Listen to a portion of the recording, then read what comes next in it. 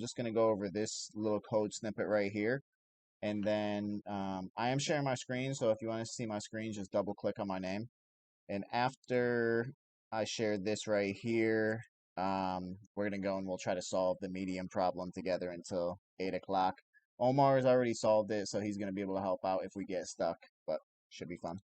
I haven't even looked at it. Normally, I would look at the problem and even solve the problem during the day, but I haven't had a chance, so it'll be my first time really figuring it out. But so a couple things I want to point out really quickly, and upon just studying the fundamentals of graphs, I realized that there's 3 common ways to traverse the graphs, and they're common, but they're fundamental. There's also other ways to traverse graphs. Um, but a lot of the other algorithms that I found, they're not named generically. They have people's last names. And so I do want to start going into those algorithms eventually too, because they're all good for different things. But we're going to start with a depth first search. So you can see DFSI. The I means iterative. Depth first search R is for recursive. And then BFSI is breadth first search iterative. Does anybody notice something here with these 3? Go I ahead. know barely about breadth first search. Okay, but do you notice anything here that's quite obvious? What do you mean by that? So we have 2 depth first searches and we only have 1 breadth first search. Can you guess why? Oh, I didn't see that.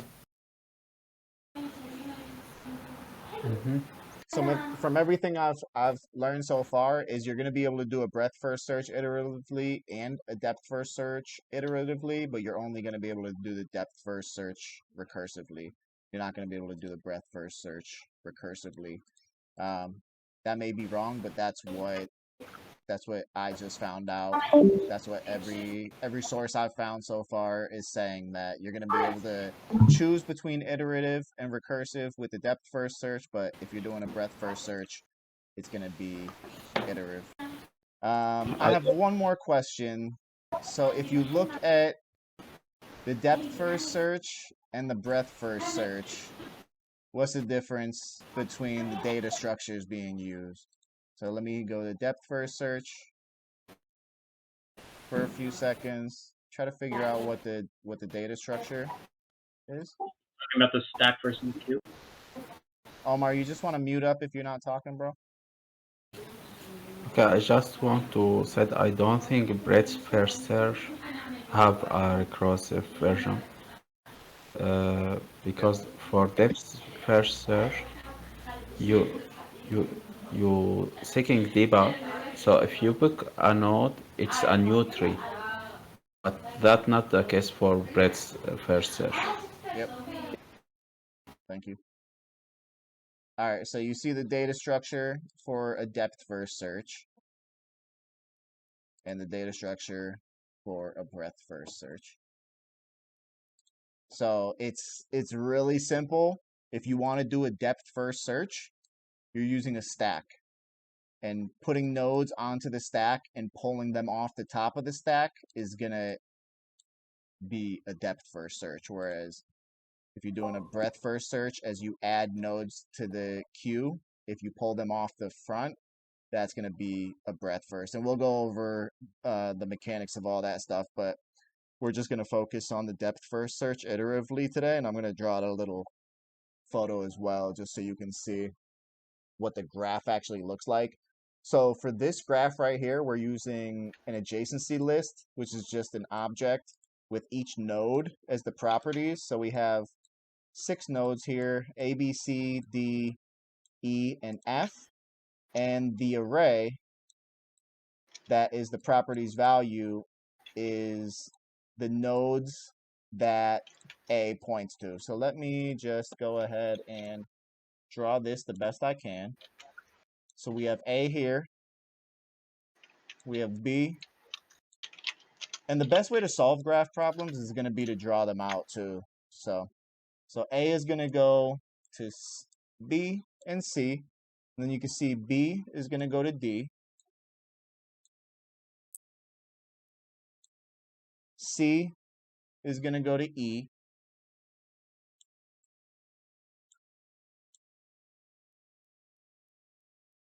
Where's D going to go to?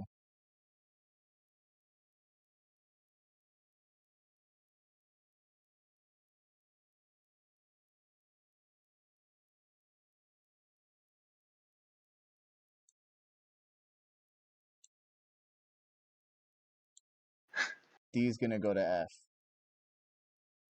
And you could tell this is a directed graph because if it was which means that the edges are moving in one direction, it's flowing in one direction, because if it was an undirected graph, which means A could go to B and B can go back to A, then A would be in here. So A would have B and C, B would have A, and C would also have A. But since C is not able to go to A and B is not able to go to A, you can see that it's clearly just a directed graph, which means it's flowing in one direction. So D edge. go to F. What's up? D go to F. You Yeah, draw he it. left Go, out the go F. to E. Yes. D goes, oh, my bad. D goes to F, yes.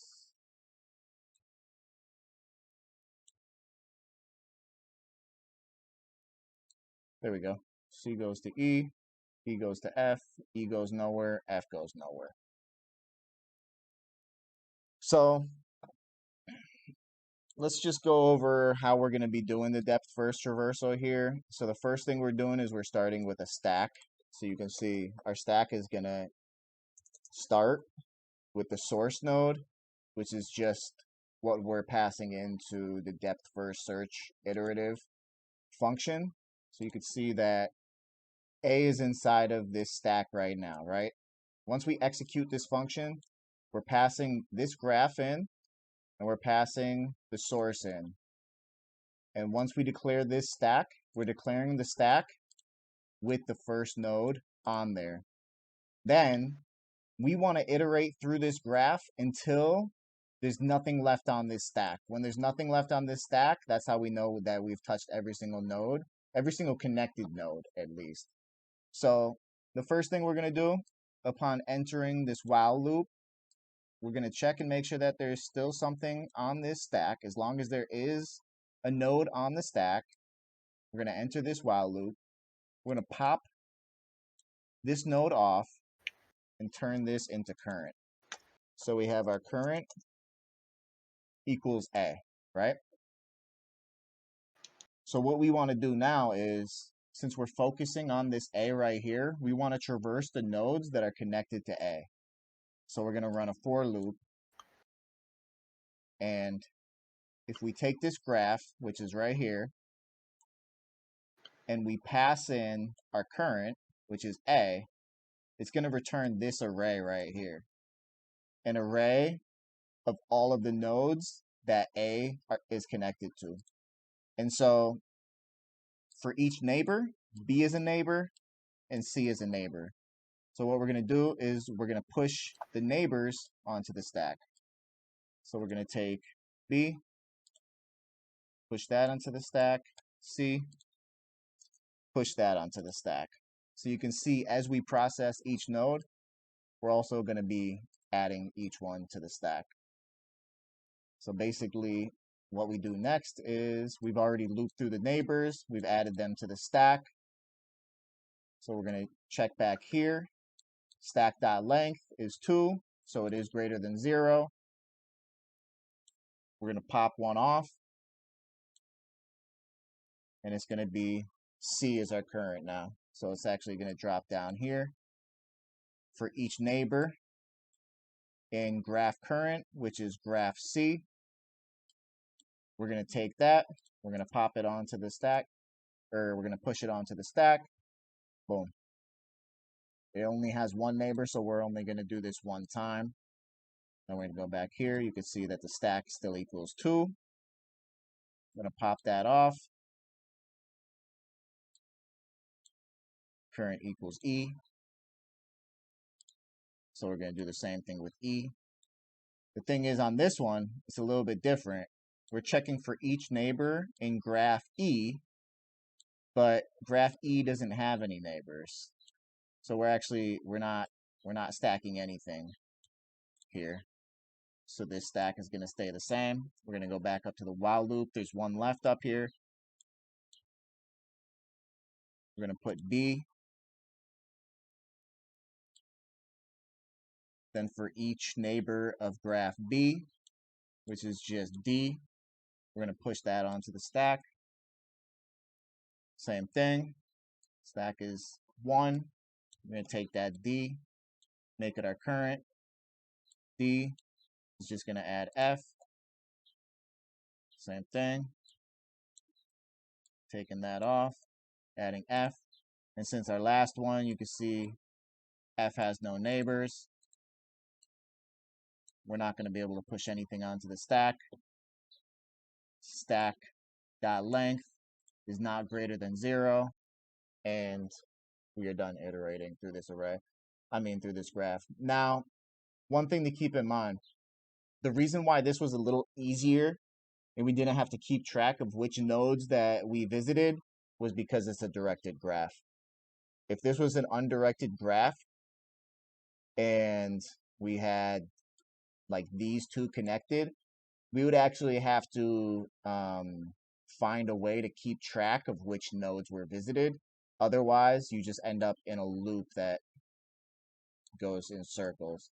So that the undirected graph adds a little more complexity to it if a loop does appear in here. But as far as this directed graph goes, and just traversing through each and every node, we're using a stack. We're initializing the stack with the source node. We're executing this while loop. We're traversing through the graph as long as there is a node left on the stack. We're popping off a node from the stack, calling it current, and then we are iterating through each one of our current's neighbors and pushing those onto the stack. Just doing the same thing until we've traversed the whole graph.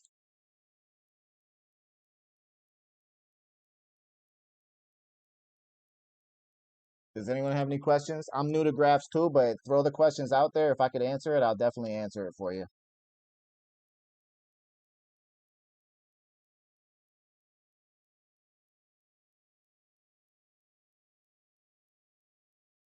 No? Okay. So for each graph night, I'm going to go through. So next time we'll do depth first search recursive. We'll do breadth first, and then we'll start going over some of the basic algorithms. These are ones that are pretty cool because a lot of them are simpler than the ones that LeetCode has. A lot of the ones that LeetCode has, they're pretty challenging. And then some of them too, you don't really have to solve them with graph algorithms either. But yeah, so that's that. I don't have, but I just why you don't add, why you don't store what you have visited? Because it's a directed graph. Like, You don't have to. so you search, okay, so I used to store all current values inside an array. If just because you visited it, so you need to store the result. So, what is the result of the depth first search? There is no result. This is just a tool you use for graph problems. If it was an undirected graph and A can go to B and B can go to C, then you would need to keep track of which nodes were visited. But if it's a directed graph, you don't have to keep track of which nodes are visited because you're never going to go back to Oh, a node. okay, okay. Yep. And then even still, there are undirected graphs that are not cyclic. Like there's no edges that connect nodes in a way where it can create a infinite loop. So there are very rare cases and even undirected graphs where you don't have to really sweat it or worry about it. Um, but from most of the undirected graphs I've seen, yeah, you're gonna need to store anything that's visited. I've been using a set for most of the problems, but yeah. Yep, yep. So that's that. So we can check out the problem that was chosen for tonight and try to bust that one out too. Let me see.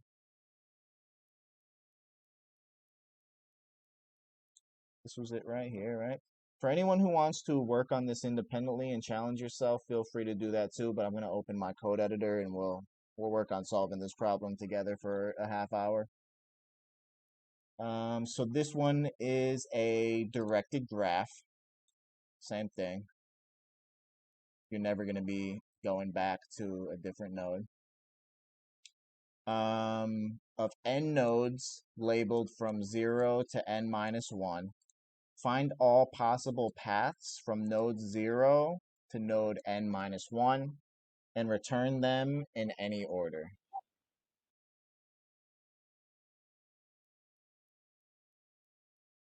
The graph is given as follows. Graph I is a list of all nodes you can visit from node. Okay.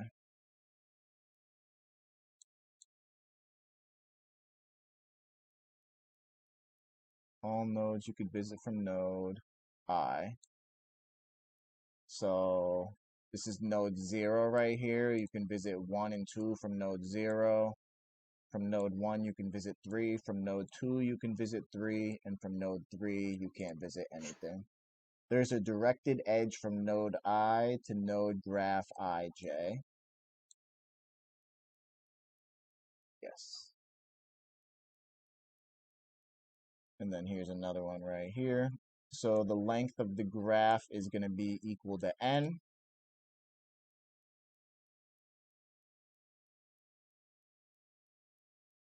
N is going to be anywhere from 2 to 15.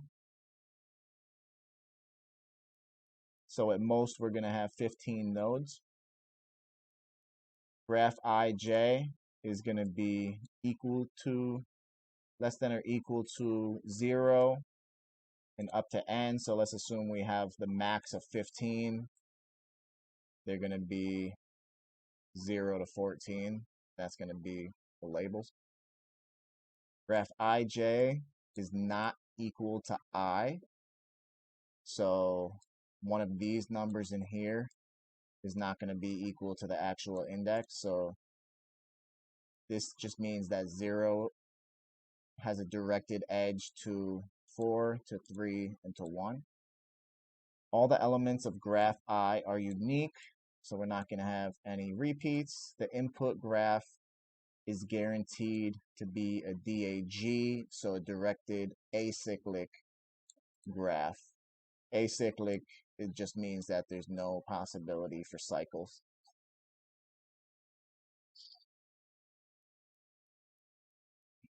All right, so where do we start?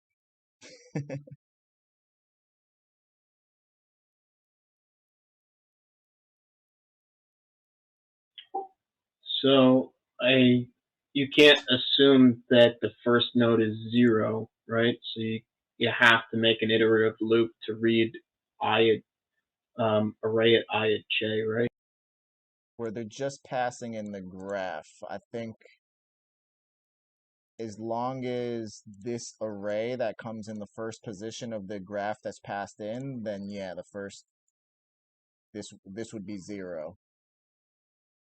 Right, but I think you can assume that it increments by 1 if you look at the constraints, but you're not allowed to assume that the first node is 0.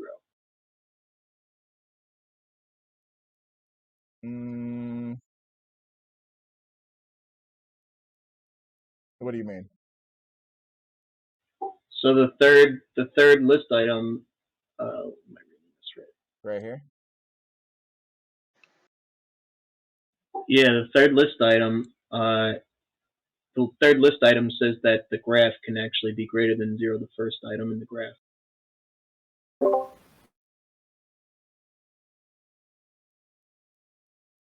The third list item is saying that the list item can be greater than the graph.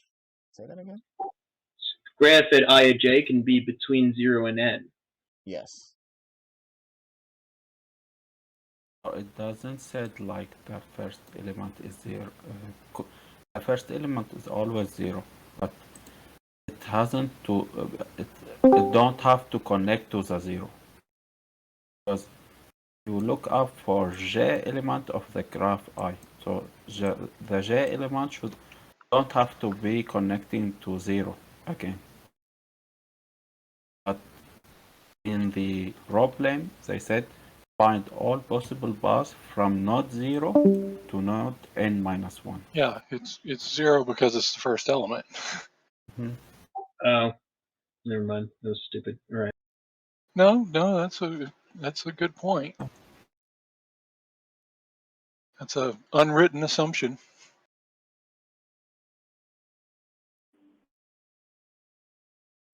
Well, then the stack is the first one then. Yeah, so I wonder if there's a way. So we have three. We have the 0 node is pointing to 3 different nodes, right? And then the 1 node is also passing or pointing to 3 different nodes. Then we have the 2 node is pointing to only 1 node. The 4 node or the 3 node is 3 pointing node. to the 4 node, and the 4 node isn't pointing to any of them. I wonder if there's a way to look at like this and this and figure out how many I feel like this is sort of like dynamic programming, because if we could find out what the number of paths are from here to here and add those to the number of paths from here to here and add those, am I thinking about But this right? they don't want the number of paths. They want the actual paths. They Oh want the Yeah. list of paths. Oh yeah. I don't think this is actually a graph. I think this is actually more like a tree where you're doing the root node, then you're doing left, and then you're doing right. Well, a tree is a special class of graph. A graph is a very generic concept. Yeah, I just saw that today actually. Okay, so we're actually gonna have to explore all the options and build them, right? That's what I'm seeing here. Yes. So for each path, we'll want to be building an array, essentially, right? We want to build. That's exactly what they do. Actually, they do the classic binary tree depth first. They do parent left right. So if you look at it, they do root, which is 0, then left, which is 4. So it's 0, 4, right? Then they do root, so 0. Then they go right and then left. So 0, 3, 4. Then they go to the right. So 0, right, 1, left 3, left 4, 0, right 1. Yeah, you could probably rearrange that diagram and make it just blindingly obvious that it's a binary tree. But how is it a binary tree if 0 goes to 1, 3, and 4? Okay, so it's a partly trinary tree. Partly trinary binary tree. Plus there's no left or right properties that we can point to, so we'd have to use a loop. Let me pull this open in the code editor. I'm gonna create a live share link and let everybody pop into mine if you want to work on it. Let's see. What's this one called? Paths from source to target.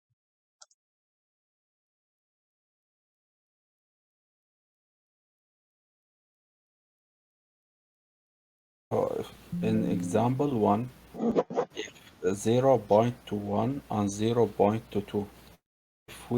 If we find an algorithm that found all paths from 1 to 3 and all paths from 2 to 3, and then simply add 0 at the start of it, that will solve the problem. And same thing apply for like one node and for the two node. So Well, for any given path to be valid, it has to start at 0 and end at whatever. yeah, but I mean, like, if you like put an array start with 0, then just pass the one node to algorithm to figure out the rest of the path, and then put another element in the array start with 0 and pass 2 to the algorithm, so it will find all paths. So in example 2, if you start the 3 arrays, start with 0 and pass 1 and 3 and 4 to algorithm to find the rest of the paths. So So it's so like, all paths are gonna start with 0 and end at 4, right? Yes. and yeah, That so makes sense. you can repeat the same procedure. Like when the pointer reach to node 1, you will supply the array into array start with 1 and pass 2 and 3 to algorithm, and so on until you reach 4. You return the all the possibilities. So write it up. So it's like recursion. Let me go ahead and post this link. Yeah, because you're explaining it, but it's like either write some comments and start typing it out, either that or draw a Mhm. picture.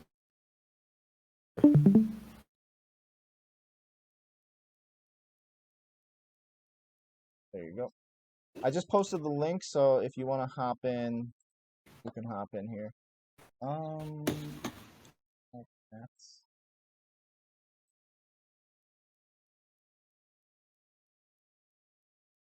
okay. Cool. So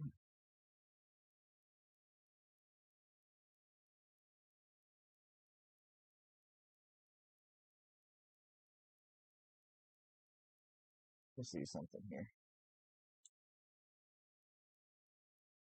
I'm so sorry. Which channel did you post the link? I posted it just in the chat, right above the lobby.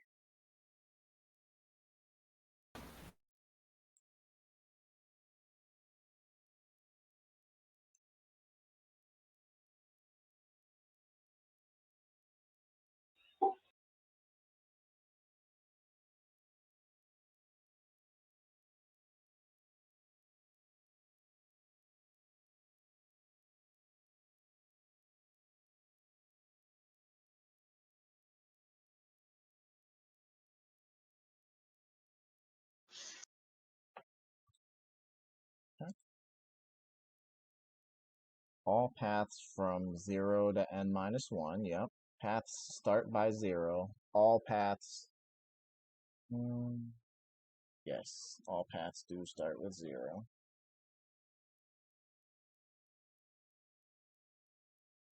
0, 4, 0, 3, 0, 1, 0, 1.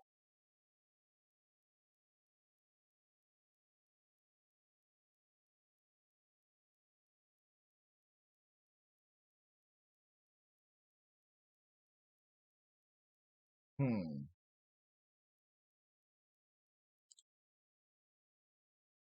Paths start by 0. All paths from next node to n minus 1. All paths start by 0 by next node plus 1 to n minus 1. I don't understand that, bro. So like if we have like, let's take a simple example. If we have simple graph like 0.21, Mm-hmm. 1.22, and 2.23, and 3 is our last node. Our graph will be like 1.22, 0.23, 0.24. So 0 element, 0.21 element. The 1 element point the 2 element, the 2 element point to the third element. Mm-hmm. So uh, we will have only one pass, 0, 1, 2. So if we want to if we want to investigate this path, we uh, we will set like our path is the path that start by 0 and all passes from 1 to last node. So all passes from 1 to last node is the path start from 1, and all passes and so on until we reach to last node. Does anyone else If understand what he's saying here?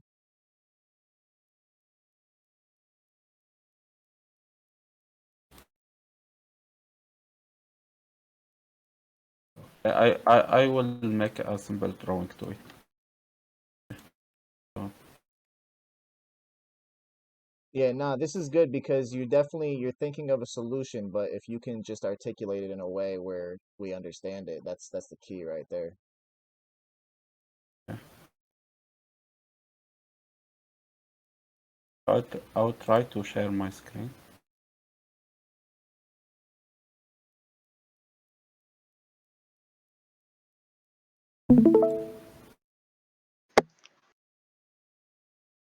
Can you see my screen?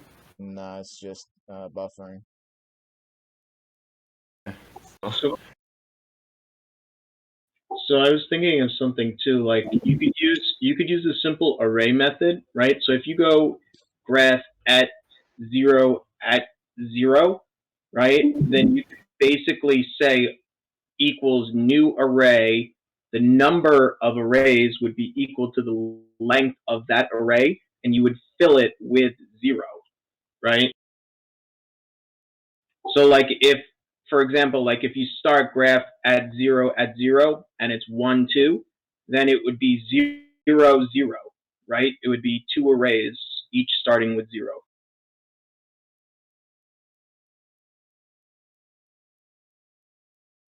Yeah, for this first one. For all of them, actually, it's the same concept. So it would be like you would use this array. You would use the array, and you would use the list length to make the number of arrays, and then you would use the fill property to put the number in there. So it would be like, so like you have 1, 2, so it's 0, 0. Now you go into that. Now you go into that number. So now you're into 1, and 1 points to 3. So it's one array, and then you fill that one with 1 or something like that. Yeah. I see what you're saying. So you're saying something like since we know that this is the zero index, I'm looking at example 2 right now. We know this is the zero index, and we see that there are 3 paths to different nodes.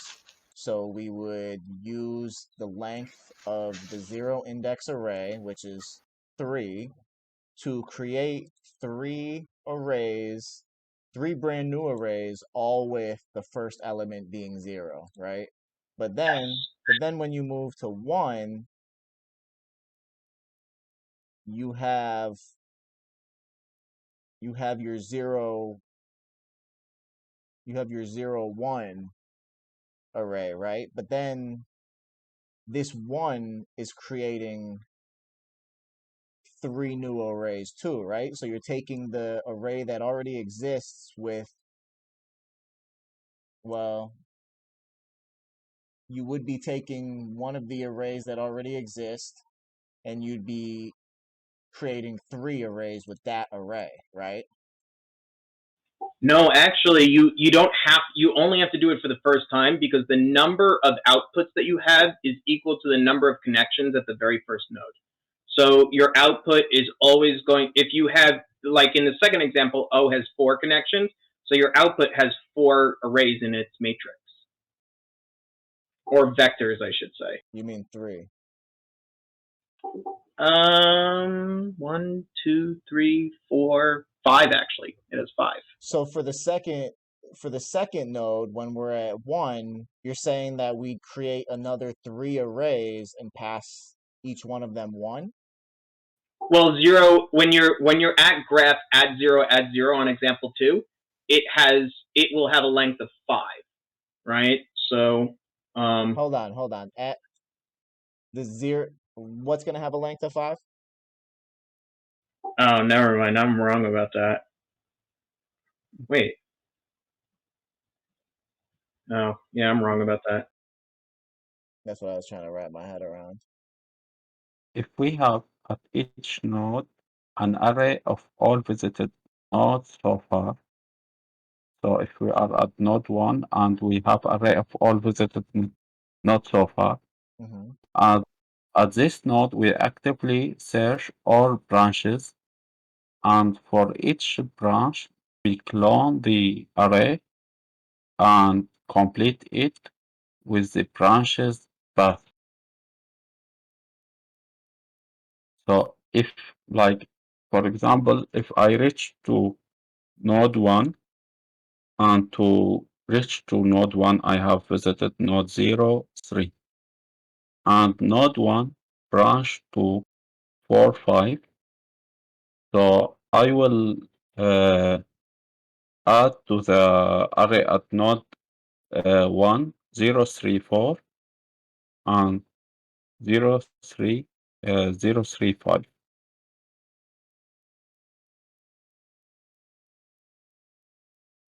Where's that So 5 coming from? because until node 1, we have visited these 2 nodes, and node 1 branch to 4 and 5. What example So is this? What is this? Which one of these? it's like I have created it right now. So it's like an example. If you reach to node that came from these 2 nodes and branch to these 2 nodes, Mm-hmm. so you will add the branches to clone, like you clone what you have visited so far here, and you will add the branches result to what you have visited so far.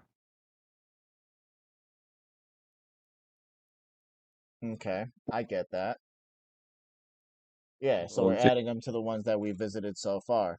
The thing is, this is a directed graph, so we don't need a visited that's going to be using time complexity that we don't need. I think, well, look, we have an output, right? yeah, So let's but just go ahead and create our output array. We know we have an output array, and yeah, then we know at the end we're going to have to return our output array, right? So really it comes down to, so I'm curious about your implementation, Omar, because I get what you're saying, but what are you using? Depth first search or what? Because with depth first I, search, we would be starting at the 0 node, right? We'd be starting at, let's just say we start at this node right here, and we go to this node's neighbor. So we go to 4 first, right? And then we would Mhm. also use um, the 4.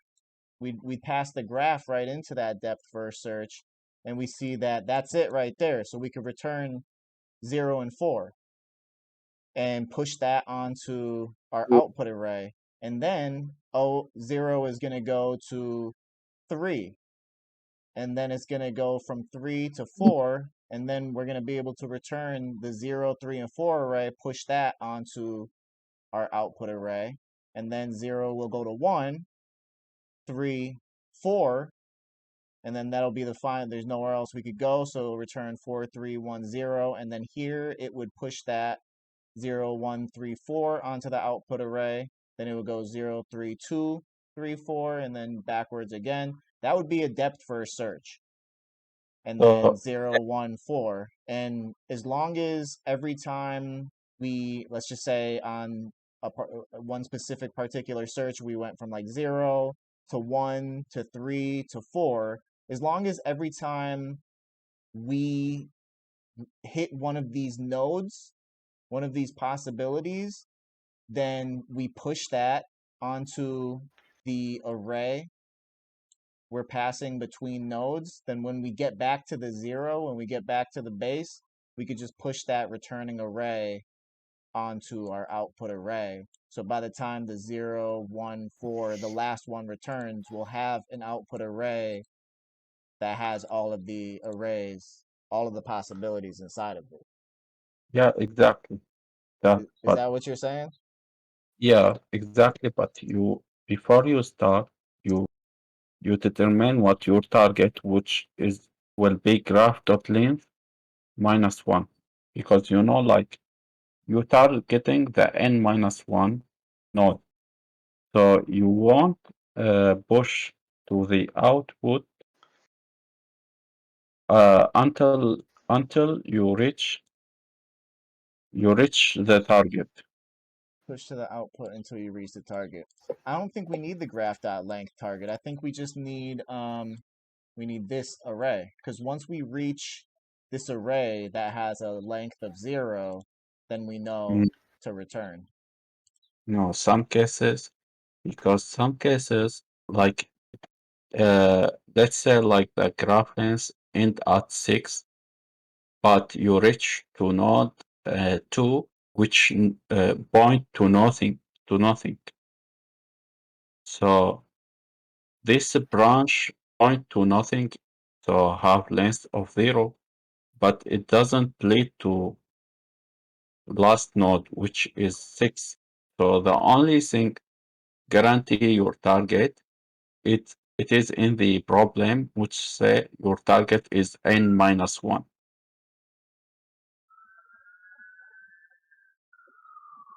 I have tried to Find all put my possible paths from 0 to node n minus 1.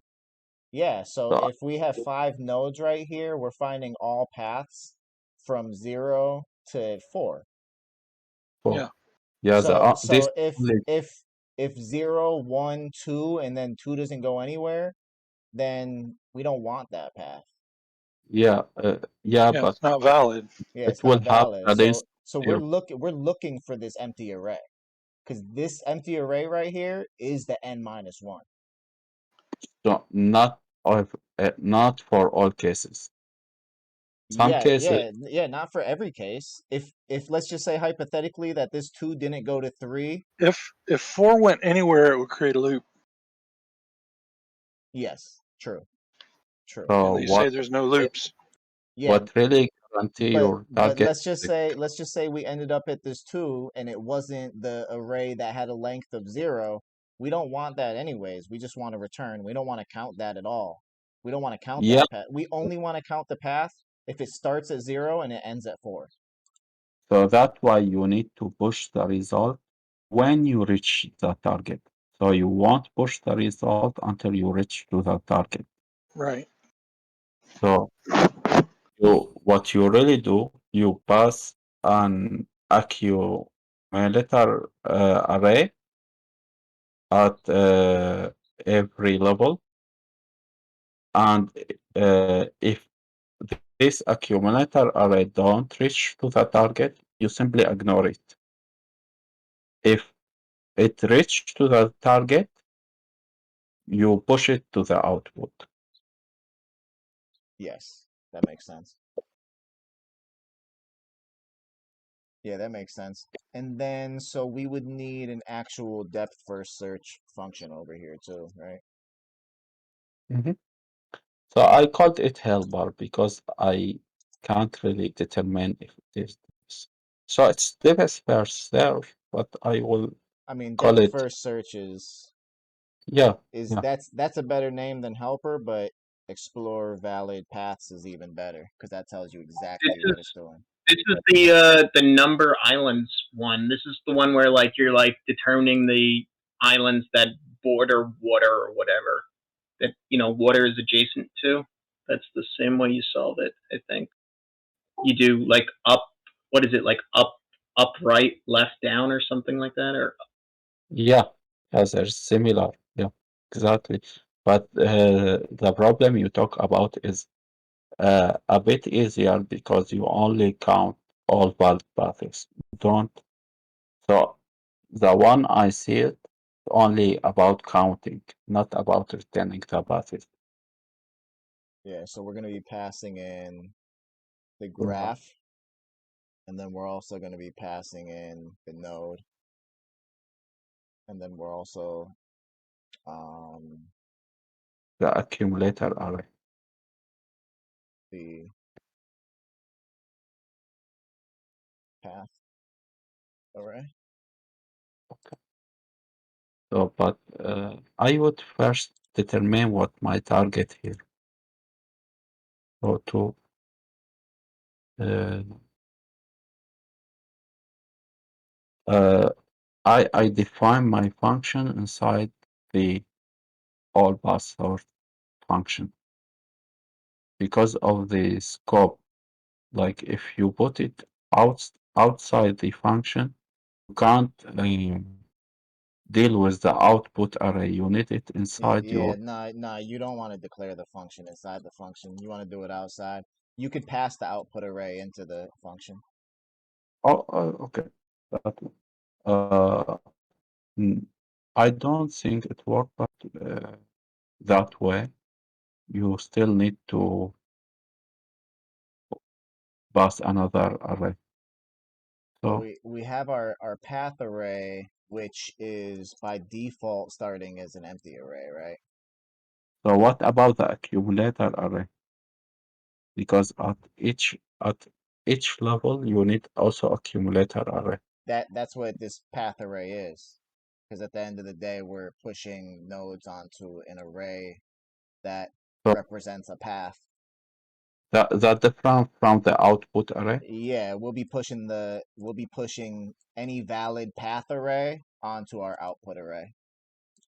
So how you will push like inside the scope of this function, how you will push the pass array to the output array because out you could only reach the output array inside this scope. I'd say you can return um I'd say one way is we could pass the output array into the function and then return it after something has been pushed onto it. So maybe either putting the function inside or putting the output array outside this function. I think it's simpler, more simpler than passing it and returning it. Like if either putting this outside the function or putting this function inside this function. No, you wouldn't want to declare this function inside of the other function though. Definitely Why? not. Why? Because Like, because they do different things. You want to separate concerns. Then you're coupling codes that do two different things. mhm, okay. That's everything that goes against everything I've learned from day one.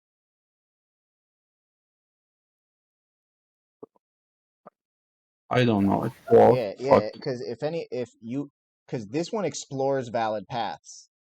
This one mhm, explores all paths within. So they literally have they're doing different things.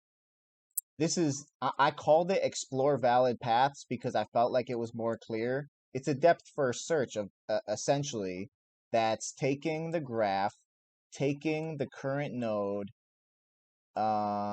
Let's see. So we have our path array.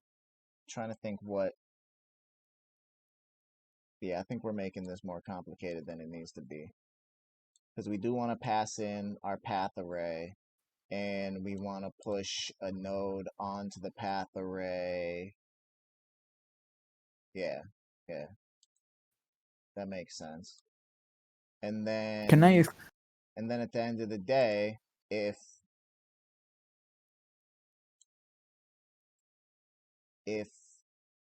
we reach this last node, we want to push the entire path array onto the output array, right? So we need to determine what our target, which is by definition. Our target is n-1. Yeah, so could like put it here like let target equal a graph dot length -1. So because we will call this function using recursion, so we will deal with the case of reaching the target. So we will set if not equal to target. So this is our base case. When recursion end, we need to push uh, the path array to the output array. Yep. Can I explain one solution that I have? Sure. Okay, just let me copy. This is. I was using some the prefers algorithm. Source target with BFS. Yeah, so is that so from the start I defined the two variables from to 2. So the front is 0 as the expression said, and the other is graph length that -1. So I applied the brief research algorithm. So I put in one key that I saw in your presentation. So we start from the front, it's 0, and also an auxiliary query that I call paths. So it's an array of arrays. It's containing the basic path that's from 0 always. So we are going to spread this to 1 or to 2 or any that are connected to 0. Yeah. To 0. Okay, so this is the algorithm indeed. So I will making the loop until the query is empty. So I take the current element in the query with the shift, the first element, and the first path. And I was doing the loop for each neighbor of the current element. So I created a new variable, and this was cloned with slice. This is because we want to avoid taking the same reference from this current path. In this case, if it's 0, it's going to be 0. Okay, so sorry. So if we have some neighbor like 1 and 2, we are just creating a new array with 0, and in this new path we are going to push that element. We can say like 1, and every time we will need to check if we reach the target point. I can change this target because Probably. Yeah, yes, what you said finally clicked, and I understand how you traverse the array now. Yeah. So every time we reach some target, we are going to put this target, this new path that I comes again into the old paths, and we are returning the old paths. Why are you running the slice method on the new path when you push it? This is, I think it's not necessary, because I was thinking was having some problems with the reference with the array. I probably don't need to make a clone in these parts. What does the slice So method do if you run it without passing any arguments into it? it goes to the end. Okay. I understand Copy. that the slice make Copy. slow copy of the elements in this array. Got you. So it returns a copy of the array. Yeah, this I did this because I was having some problems. We are working with the same array with the same reference, I think. Okay. Yeah, it's actually what he said makes perfect sense. If you look at example 2, if you go down to example 2 and you look at the output, right? So it goes, you start at 0. 0 has 4, 3, 1. So now you go to 4. So now you go at index at 4. Well, that's a blank array. So it's 0, 4, stop, right? Now the next one, 3. So you go to index 3 and it's just 4. So it's 0, 3, 4, right? Then you go to 4 and it's a blank array. You stop, right? Then you go to 0, 1 and 1 is 3, 2, 4, right? So then you go to 3, 3 is 4. So it's 0, 1, 4. Or did I have that? I had that backwards. 0, 1, 3, 4, right? And then you stop. And then 0, 1, 2, right? Yeah, 0, 1, 2. 2 is 3. 3 is 4, right? So 0, 1, 2, 3, 4. 4 is blank, you stop. So you keep going until you hit a blank array, and the blank array is the breaking statement. Does that make any sense? Yeah. Yeah, it's the neighbor. The basically each time you go into the array, the number points to the neighbor. Yes. And the neighbor is the index. It's a graph at I at j. Yeah, so for each neighbor, you're creating a brand new path entirely. And then if the neighbor equals the target, you're pushing that specific path onto the Right, and then you're all path. recursively Yeah. going through every time. Like you know, you go to 0, and you're 4, right, and it's blank array. You stop, but then you go to 3, and 3 points to 4, and then because the index 3 is number 4. Now you have to go to array at index 4. So like you have to do a recursive solution where you're essentially every time you hit a number in an array, you go to that index within the graph. Yeah, yeah. Damn, this is clean too. You just created this right now? No, while he was talking about this, I was staring at the array and I was trying to figure out in my head, how does this array point to each like node in the like, and I was looking at it and I was listening to him explain it, and it just like clicked. Yeah, yeah. No, that was a really great. This is nice. This is clear. Yeah, It's very clear. I was working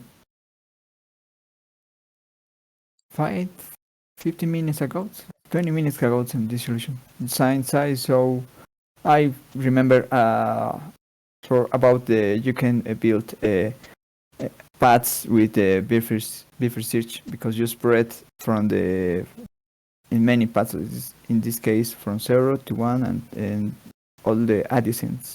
Yeah. Adjustments. Yeah. This is interesting. This is nice. Hey Omar, you said that you had a solution too. Did you want to share that before Yeah, we hop off? Because you did say you solved it already, right? yeah. So the solution will be I will just do this and push the pass array here, and I will call the helper for graph uh, 0, 0. So this must be the solution, my solution. So it's similar to his concepts, but I think this solution is more space complexity optimized because it doesn't create a new arrays or store a large arrays. So what it really do, first I determine my target and I have an empty output array. Then I call my function for the first node and my accumulated array will be not zero. If I reach my target, I will push the accumulated array to the output array. Otherwise, I will loop through all the branches, and I will call um, my my function to all branches. So, and I will add the branch to the accumulated array. Mm, So in this, so by doing this, I am guaranteed to visit all branches and pass the accumulated array to all branches, and I won't push my result unless I reach to the target. gotcha. Then you're checking the node and yep. Yeah, so Fernando went with the iterative approach, whereas you went with the recursive approach. Both work, both are valid. Yeah, this one you're right, but there is a function. There is a new function created for this too, so I wonder what that is. Space complexity This wise. is the inclusion function At the end of the because day, you're still creating the same number of arrays though, right? Because you have your uh, output array, you have your output array, he has the all paths array, and then we're creating multiple path I arrays inside of here, and then same thing. so it's like matter of preference. But I know like Yeah. breadth search first is a little bit worse than depth first search in terms of space complexity. Not always, but most time because you may store a large queue in breadth search first. I am not expert in graphs, so I am not like sure, but uh, Well, it really okay, but depends because with I it's think Lee, you were referencing the island graph problem. With that one, you want to use breadth first search, not depth first search, because depth first search is just so inefficient with that problem. So I think it really comes down to the problem, though.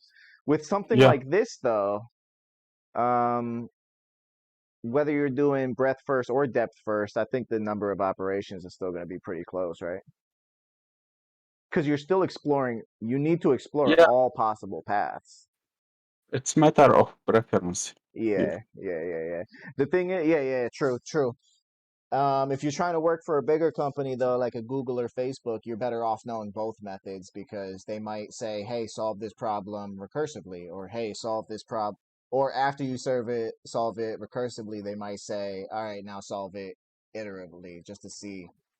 I've definitely heard of them doing stuff like that with like traversing binary search trees. Like if you give them a recursive solution, they'll be like, "All right, now do it iteratively too." So they sometimes want to see that you're able to traverse it with both methods, which I found interesting. Yeah, For sure, because sometimes you will face some challenges need to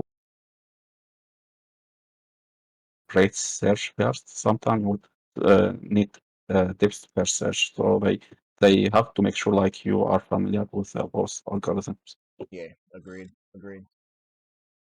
Cool, cool. It's already 8:15. We should have started our team programming about 15 minutes ago. Well, not really team programming, more team planning for the next few days till we get everything mapped out. Let's see. Sita and Tenchi are not here yet, but no worries. Yeah, so we're gonna keep doing these graph problems, I'd say, for another couple months at least, twice a week, and then arrays on Monday, Wednesday, and Friday for a little while. Yeah, thanks everyone for joining. These are always so much fun. Well, yeah, thanks. I learned a lot just watching and trying to absorb. I know, I I know. understood the concept of how you traverse it, but to be honest, I can't understand the code at all. Which one? Like any of it, I can't. I also can't figure out how to zoom in on the Discord. Yeah, yeah. I would say, honestly, like, when I'm really trying to understand an algorithm, I just do it step by step. And it takes a long ass time. Like walking through something like this step by step with even like this one right here, it'll take like an hour, you know? But after that hour, you're like, oh, duh, you know? It just makes perfect sense after you step through it step by step.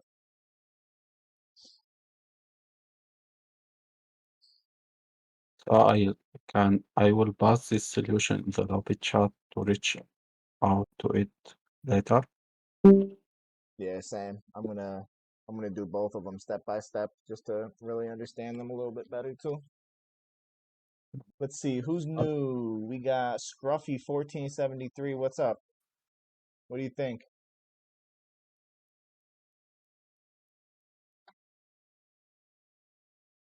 Your mic is off just in case. I don't know if you were trying to talk. Virginia, what's up?